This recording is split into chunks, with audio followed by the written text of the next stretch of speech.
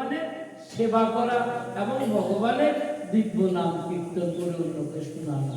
তার মানে এই ভগবত মঙ্গল কর্মগুলো করলে গর্ভের সন্তানটা সচেতন হয়, গর্ভের সন্তানটা ভগবত উন্মুখী হয়, শুদ্ধ ভক্ত হয়।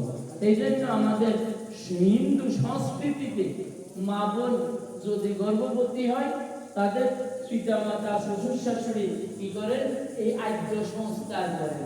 আদ্য সংস্কারটা কি? পঞ্চামৃত ভক্ষণ। পঞ্চামৃতটা কি? দধি, দুধ, ঘি, মধু, চিনি। এই পঞ্চামৃত দিয়ে ভগবানের অভিষেক করে ওই অমৃতটা মাকে পান করাইলে, মায়ের মাথায় দিলে কিরকম মন্ত্র করতে হয়? অশেষ ক্লেশ নাশনম শুদ্ধ ভক্তিদম শ্রীকৃষ্ণ পাদ উদকম পিত্তাশিরস্য দারয়ুম। এই মন্ত্র পাঠ করে ওই চরণামৃত মাথায় দিলে, ওই চরণামৃত মুখে দিলে, ওই চরণামৃতের দ্বারা গর্ভের সন্তান সর্বব্যাধি মুক্ত হয়ে ভগবত ভক্তি প্রাপ্ত হয় এবং সশরীরে ভগবত ভক্তি জন্মগ্রহণ করে।